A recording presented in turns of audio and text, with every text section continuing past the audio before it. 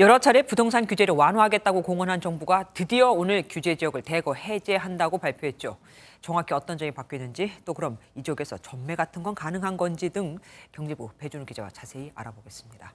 어서 오십시오. 네. 아무래도 가장 눈에 띄는 건 지방 광역시도의 규제를 전면 해제한 겁니다. 네. 그렇습니다. 정부는 이 가파르게 뛰는 금리로 지방은 물론 전국 부동산 시장의 위축이 심각해서 선제 조치가 불가피했다는 입장입니다.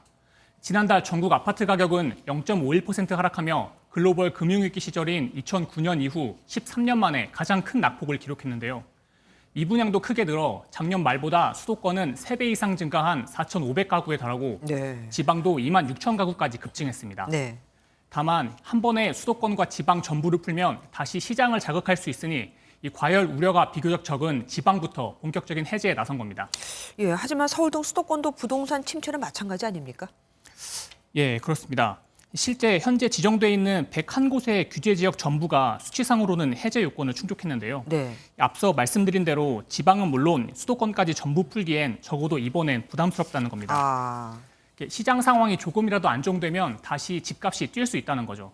하지만 저번처럼 전부 안 풀면 시장 회복 의지가 약하다는 비판이 나올 수 있는 만큼 이번엔 경기도 외곽 5곳만 해제한 겁니다.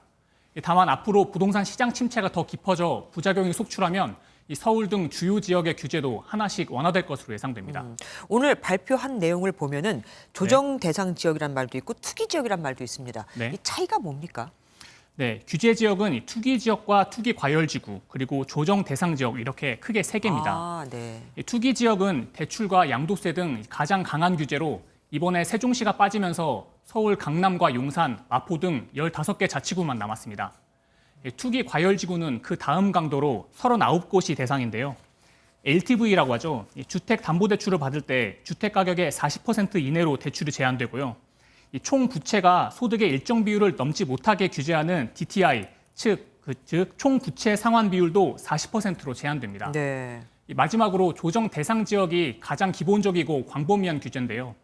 지방이 대거 해제되면서 101곳에서 60곳으로 줄어들었습니다. 그럼 오늘 규제가 해제된다고 발표된 이 지역에서는 대출도 더 많이 받을 수 있고 전매도 가능해지는 겁니까?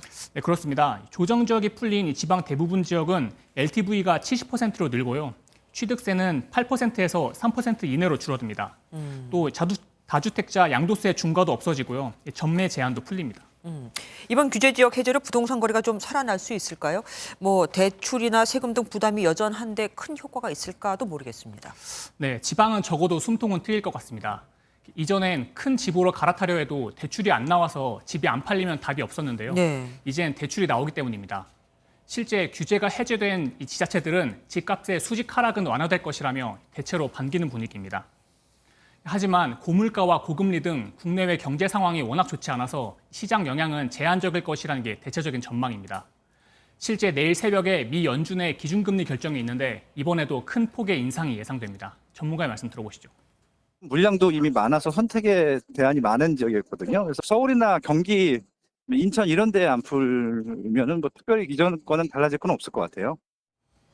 이번 조치에도 부동산 침체가 계속 역대급을 기록하면 정부가 수도권 해제 등 조기에 추가 조치에 나설 가능성도 있습니다. 예, 이번 조치로 거래 절벽이 얼마나 해결될 수 있을까 지켜봐야겠습니다. 지금까지 배준우 기자와 함께했습니다. 고맙습니다.